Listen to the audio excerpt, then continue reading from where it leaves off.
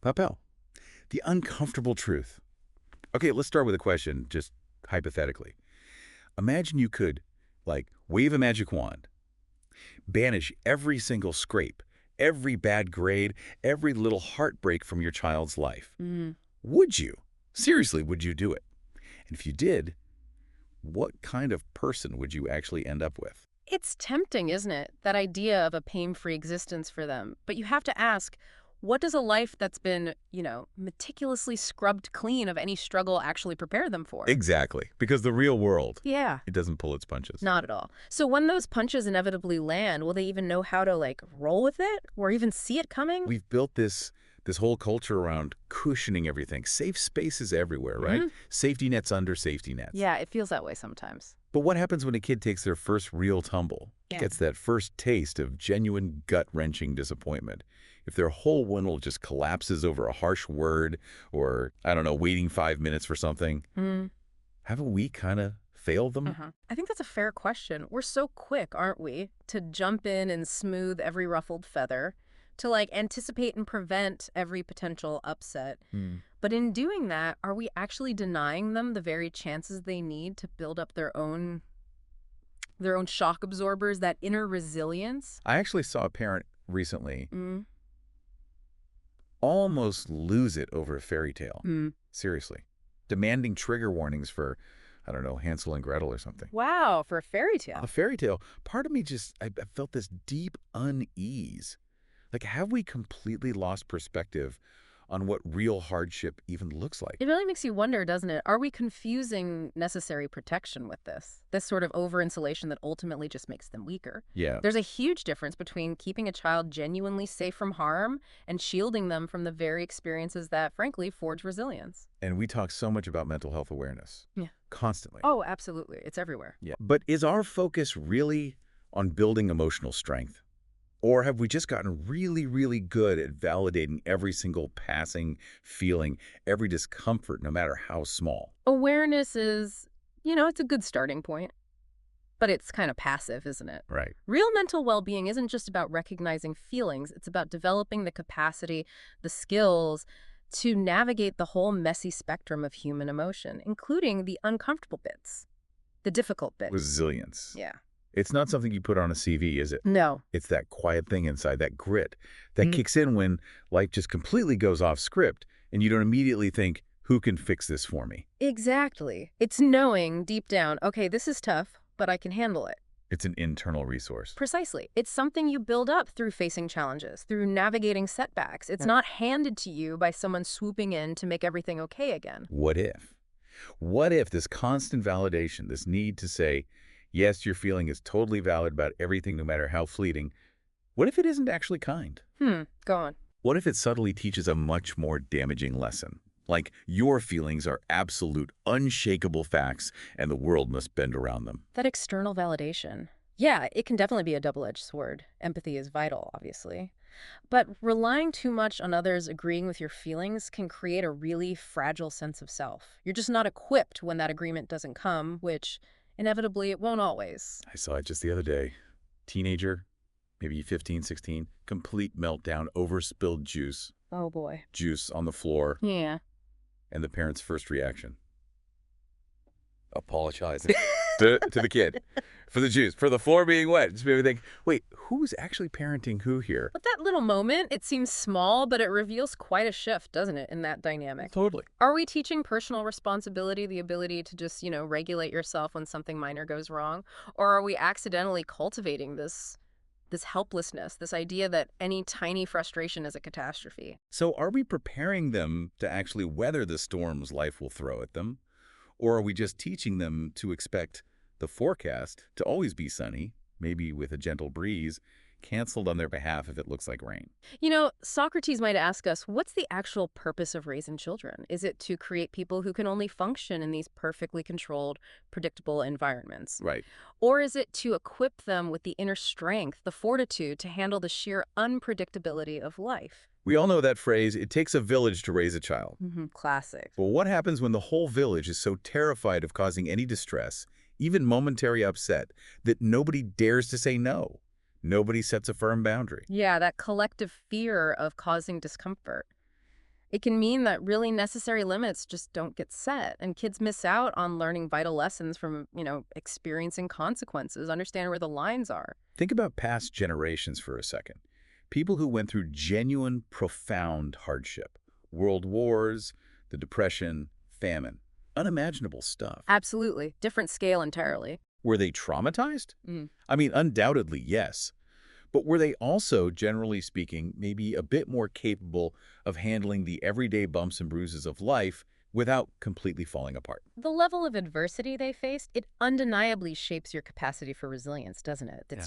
It's crucial to keep that perspective when we compare those historical struggles to, say, the anxieties triggered by social media today. Okay, let's make this personal for everyone listening. Take a second and be really honest with yourself. When was the last time you consciously let your child truly struggle with something without immediately jumping in to rescue them, to fix it? That moment of reflection, Mm-hmm. it's so important because our instinct, that parental urge to protect, it's incredibly powerful. Oh, yeah, fears. But we have to constantly ask ourselves, is this intervention really helping their long-term development, or is it hindering their path to self-reliance? We hear the term gentle parenting thrown around a lot. It's very popular. But is it always about being gentle on the child?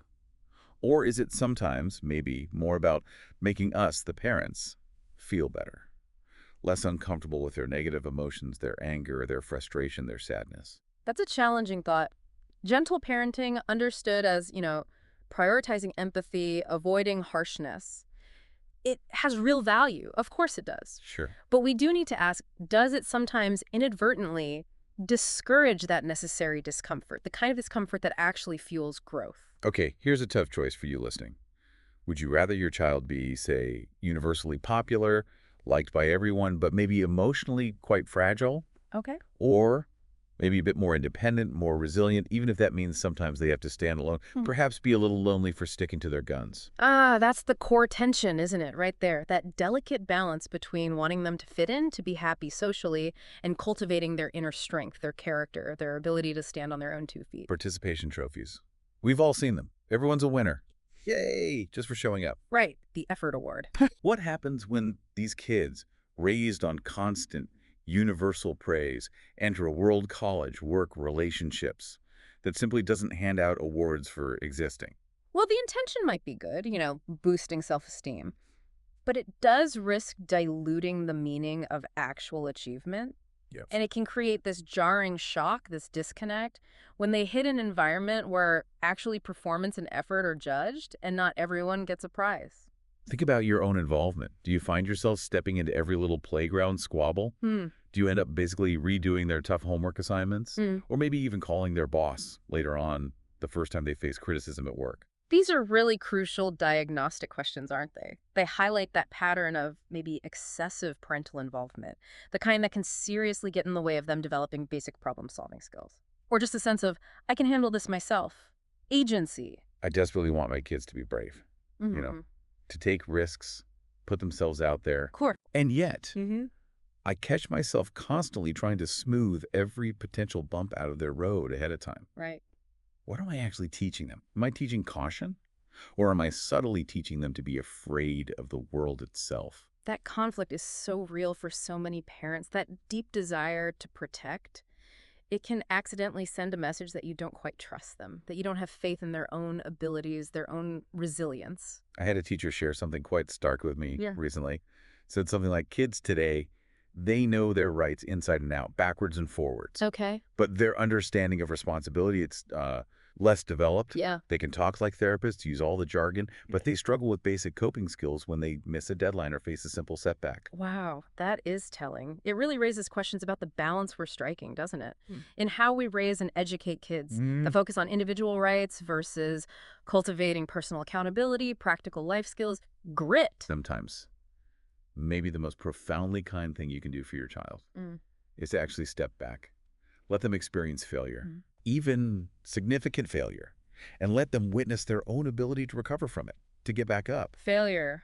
It's uncomfortable, isn't it, for everyone involved? The child, the parent watching. Awful. But it provides these absolutely essential learning opportunities. It's a crucial catalyst for developing perseverance, what Carol Dweck calls a growth mindset.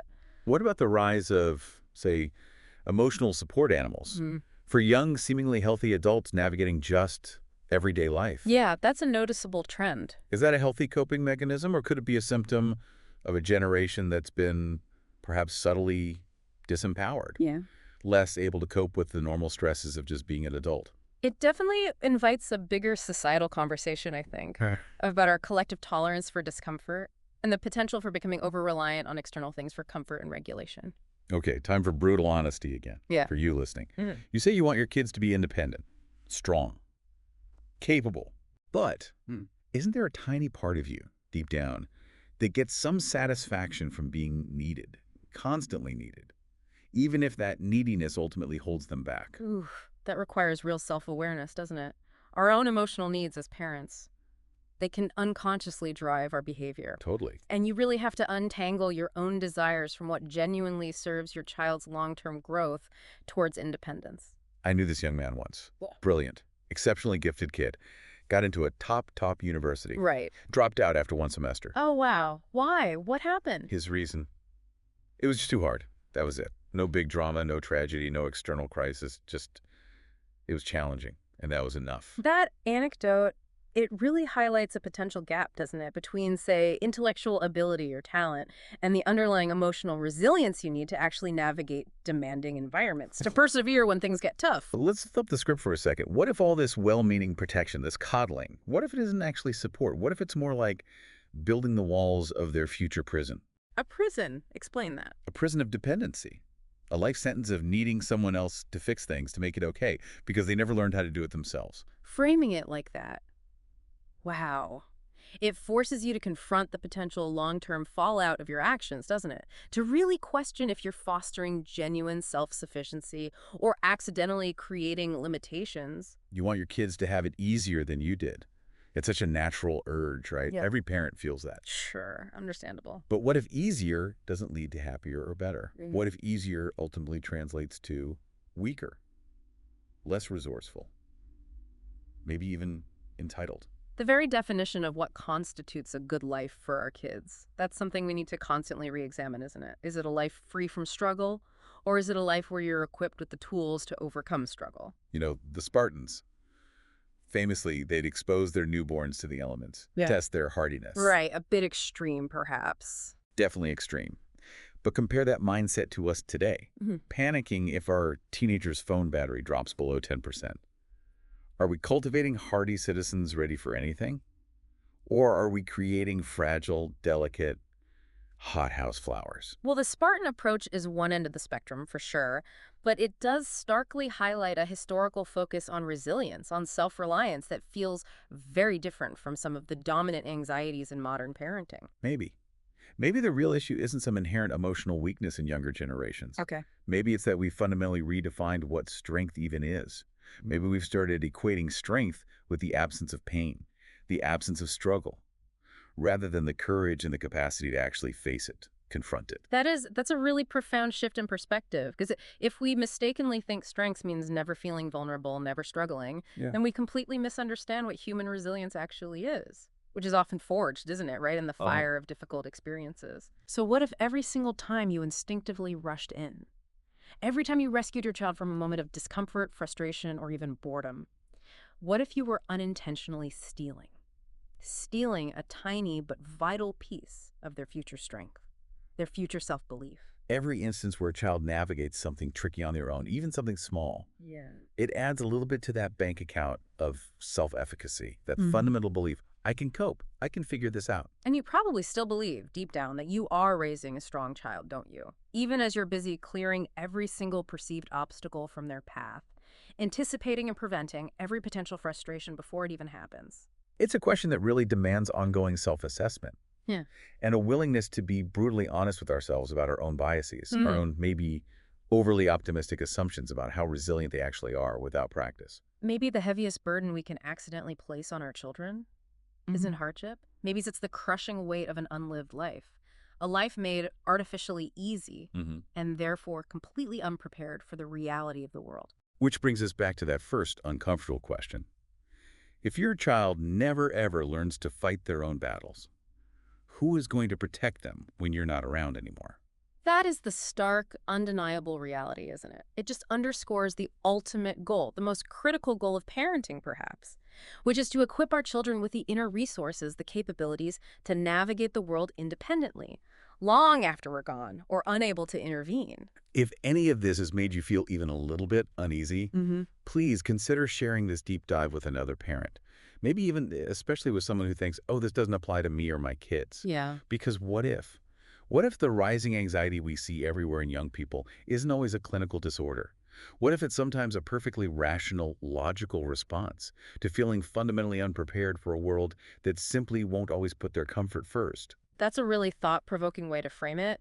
Could some of this widespread anxiety be less about, inherent pathology and more about a legitimate fear?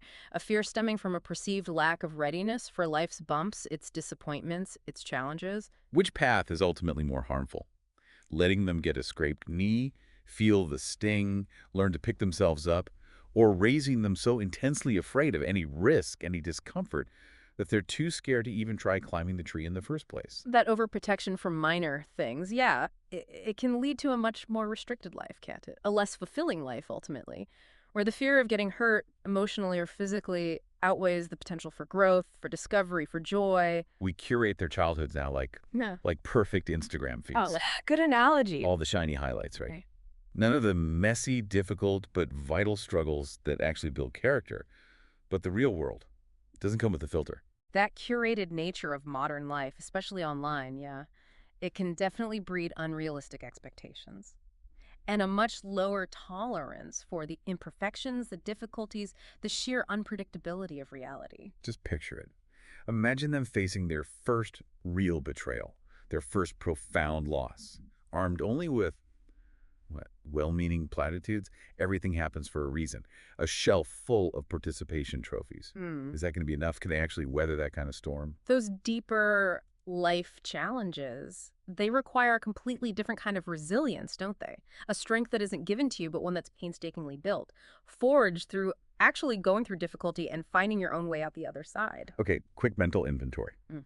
Right now, think about the hardships, maybe put that in quotes, that you've consciously removed from your child's life. Things you've smoothed over, fixed, prevented. Okay. Now ask yourself with unflinching honesty, Mm. what crucial skills, what inner resources might you have accidentally removed right along with them? That simple reflection, it can be incredibly revealing, can't it?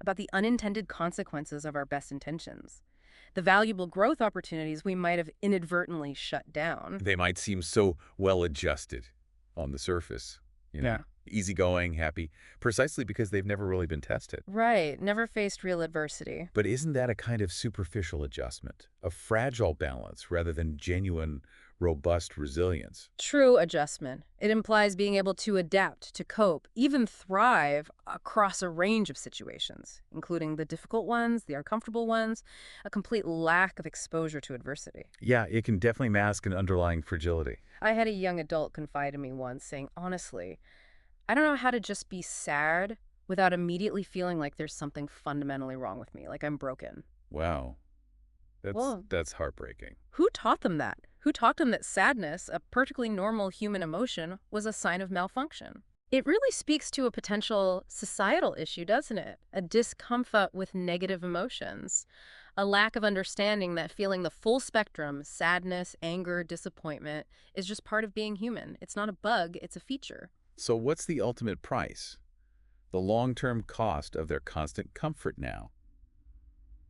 Could it be the slow erosion of their innate ability to cope with a world that will inevitably, frequently be uncomfortable? Prioritizing constant comfort in childhood, yeah, it might inadvertently lower their tolerance for distress later on, making it significantly harder to navigate the normal ups and downs, the inevitable hardships of adult life. You probably think you're carefully protecting their innocence, shielding them. Hmm. But could you actually be prolonging their naivety, stretching it out so much that it actually makes them more vulnerable in the long run? Real preparedness for the world. Yeah. It involves a degree of realistic awareness, doesn't it? Not this complete and ultimately unsustainable shielding from every potential difficulty. Here's a tough thought. You don't have to be a quote-unquote bad parent to inadvertently raise a weak child. Right. Sometimes, all it takes is loving them intensely. But maybe, just maybe, loving them unwisely. That's such a counterintuitive but crucial point. Even our best intentions, our deepest love, if it's excessive in certain ways or misdirected, it can accidentally hinder the development of essential resilience, of self-reliance. Ultimately, who gets to decide what strong enough even means? Is it you, the parent, driven by your completely understandable fear of seeing them hurt? Oh. Or is it the unyielding reality of the world out there, which, let's face it, won't always operate with the same level of protective concern you have? In the end, the world will set its own standards, won't it? Often without apology.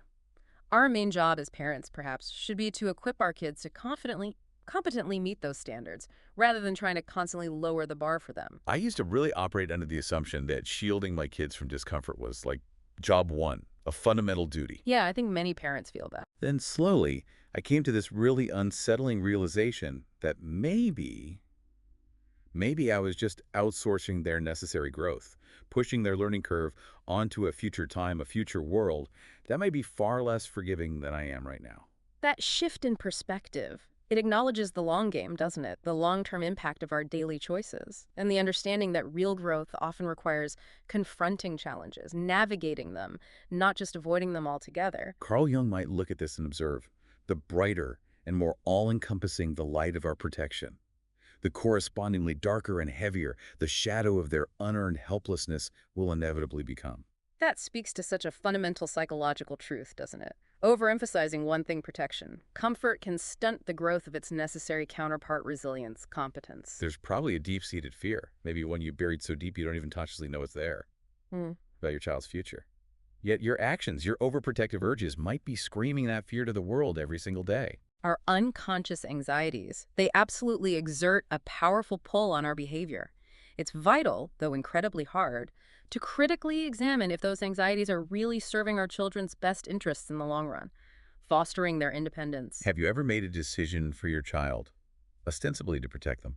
But really, if you're honest, it was because their distress in that moment triggered an overwhelming anxiety in you. That is. Yeah. That's a deeply vulnerable question, but probably resonates with almost every parent, doesn't it? It touches on that shared experience of parental anxiety and how it can sometimes unconsciously cloud our judgment. The stark reality is this. There's no perfect parenting. It doesn't exist. No magic formula. What there is this constantly shifting, often precarious balance Mm. between providing necessary protection Hmm. and accidentally sheltering our children into a state of, well, learned incompetence. Recognizing that tension, that inherent balancing act, is absolutely key. It's the first step towards finding a sustainable approach, one that fosters both safety and the capacity for independent growth, for resilience. Maybe. Yeah. Maybe you're not really their savior, shielding them from all harm. Maybe with the absolute best intentions, you've accidentally become the architect of a beautifully appointed cage. Oh, wow. A cage. Lined with the softest velvet of good intentions, sure. But still a cage. Limiting their scope, their ability to truly test themselves. That's a stark metaphor. Unsettling. But it forces us to confront how even our most loving instincts could potentially limit their freedom, their self-discovery, their ability to handle the unscripted chaos of real life. Final thought experiment. If your child had to face a genuine crisis tomorrow, a major personal setback, a real-world challenge, completely alone, Who? would the version of them that you have so carefully cultivated, so protected, would they be able not just to survive it, but ultimately thrive? Or would they shatter? That challenging scenario, it's a powerful motivator, isn't it? Forcing us to reevaluate our core priorities. Are we really equipping them with the inner stuff they need to not just weather true adversity, but maybe even grow stronger from it? You can't just blame the system or society or kids these days for perceived fragility until you're willing to honestly look at the extent to which your own fears, your own protective habits might have played a part. Acknowledging our own role. Yeah. Whether it's contributing to their resilience or maybe unintentionally to their lack of it. That's the critical first step towards fostering more independence, a stronger sense of, I can handle this in the next generation. Imagine they messed up publicly. Maybe something relatively small, but it gets amplified online, judged harshly. A very modern scenario. Would your first instinct be to rush in, fix it, make it go away? Or would it be to guide them through enduring the discomfort, figuring out how to respond, learning from it? In this hyper-connected world, with online judgment being so swift and often brutal, Teaching kids how to navigate criticism, cope with public setbacks, develop a healthy perspective, that's become an absolutely essential life skill, hasn't it? Part of preparing them for adulthood. Your deep-seated desire to see your child happy, right now, in this moment, it might inadvertently be the very thing setting the stage for their future unhappiness, Mhm. for a diminished capacity to cope when life inevitably isn't happy. Sometimes, yeah. Embracing that short-term discomfort, allowing them to grapple with difficulty, it can ultimately pave the way for greater long-term well-being, more resilience, a more robust sense of self. When they're 30, 40 years old, struggling with a tough boss, or the pain of a relationship ending, what will your explanation be for their lack of coping skills? Will you honestly be able to say, well, it's because I just love them too much? That future-gazing question. It really forces us to think about the end goal, doesn't it? The ultimate outcome of our choices today. What kind of capable, resilient adults do we genuinely hope our children become? Perhaps one of the truest definitions of a good parent isn't someone who eliminates all discomfort. Maybe it's someone who's willing to be the bad guy occasionally, Hmm. willing to cause short-term upset and force a tough boundary for the sake of their child's enduring long-term strength and well-being. That revised definition, it definitely prioritizes those long-term needs over immediate peace and quiet, doesn't it? And it highlights the courage it takes sometimes, the courage to set limits, to allow for that messy, uncomfortable, but essential process of learning through experience, even when it's hard to watch. Oh, I've definitely made my kids cry with a tough I think. but necessary lesson. It feels awful, truly awful in the moment. I bet. But the alternative, picturing them as adults, unable to navigate life's inevitable difficulties because I didn't let them feel that discomfort earlier, that feels infinitely worse. Sharing those tough moments, Yeah. it underscores that difficult truth, doesn't it? That sometimes the most loving, the most supportive thing we can do is allow discomfort. Sure. Allow them to struggle a bit, figure things out, learn from the consequences. Look, we're all just navigating in the dark here, aren't we? Understandably terrified of messing up our kids somehow. Absolutely. It's the biggest fear. But trying to shield them from all darkness doesn't actually prepare them for the night when it inevitably falls. Remember that question I asked right at the start about the monster we might create by shielding them too much? Yeah, I remember. The real monster isn't the child.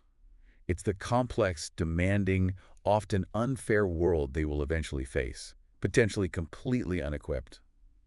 You're not just raising children, you're actively raising the adults they will become. Every day.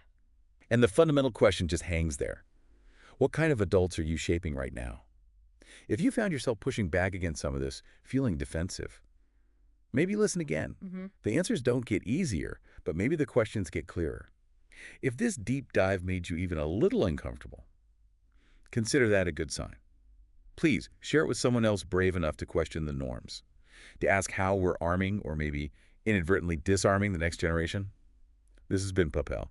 We don't do easy answers here. No. Our goal is to leave you with better, harder questions, because the future, it really depends on the honesty and rigor we bring to those questions. Indeed. And maybe the most vital question we keep asking ourselves is this. Is our approach truly preparing our children for the real world they will actually live in? Or is it shielding them from the very experiences that would enable them not just to survive in it, but to actually flourish?